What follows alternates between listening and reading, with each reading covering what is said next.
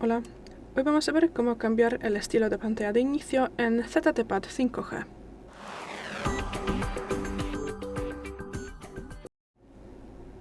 Bueno, en ese modelo tenemos dos estilos y el estilo que ahora estamos usando es el estilo estándar.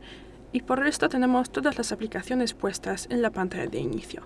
Y si queremos activar el estilo de cajón, para esto tendremos que entrar en los ajustes, luego abriremos la pestaña pantalla de inicio y aquí modo de pantalla principal, la primera posición, y aquí podemos cambiar entre los estilos.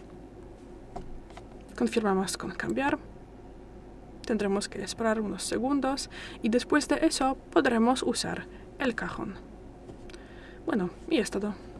Gracias por el vídeo, déjanos un like y suscríbanos. Hasta luego.